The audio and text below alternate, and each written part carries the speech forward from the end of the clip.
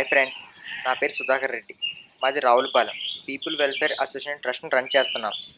అందులో భాగంగా ప్రతి నెల ఒక 20 మంది వరకు వెళ్ళి బ్లడ్ ఇవ్వడం వల్ల జరిగే మంచి చెప్పడం జరుగుతుంది. అలాగే నిన్న 20 మంది వెళ్ళడం జరిగింది. అక్కడ నాకు సంఘటన ఎదురైంది.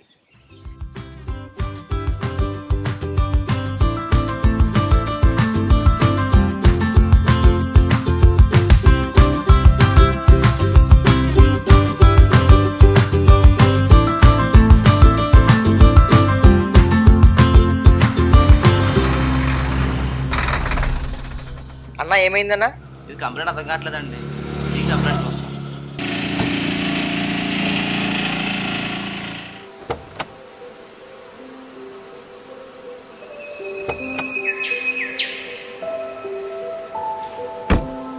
డ్రైవర్ గారు ఎంత టైం పట్టుద్ది? అరగంట పట్టుద్దండి.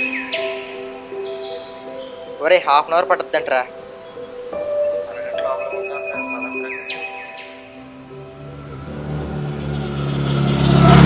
తొందర వెళ్ళి బాగుంటుంది.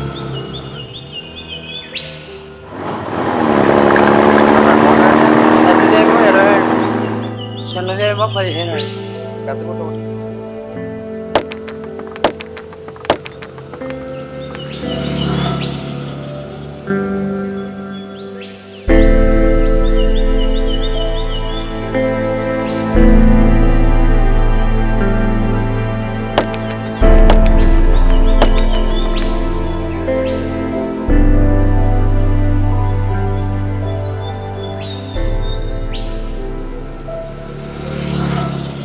మాకు బాగున్నాం కొట్టు.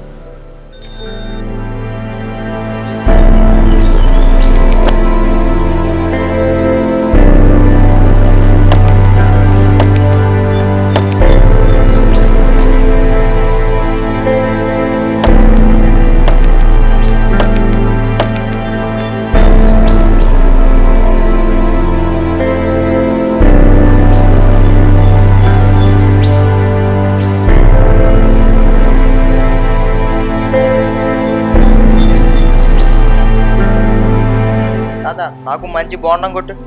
ఇది కొట్టులే.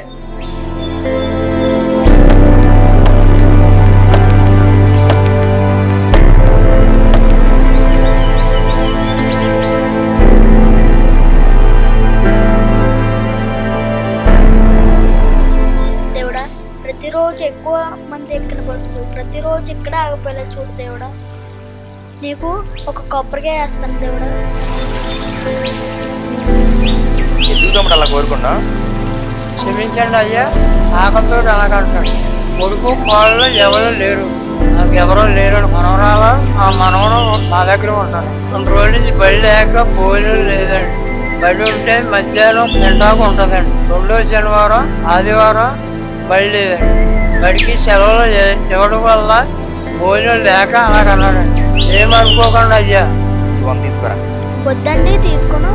కష్టపడి సంపాదించి తింటాను. కష్టపడకుండా వచ్చేది ఏది మా అమ్మ తీసుకోవద్దండి. సరే, ఆ బండం కూడా వచ్చేసి 100 తీసుకో.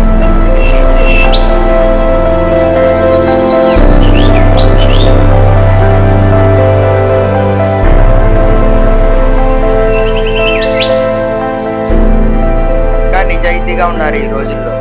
ఫ్రెండ్స్, నేను మీకు సాయం చేయమని చెప్పను. కనీసం ఇటువంటి వాళ్ళు కనిపించినప్పుడు వాళ్ళ దగ్గర కొనండి. వీళ్ళు దానం చేస్తే తీసుకోరు.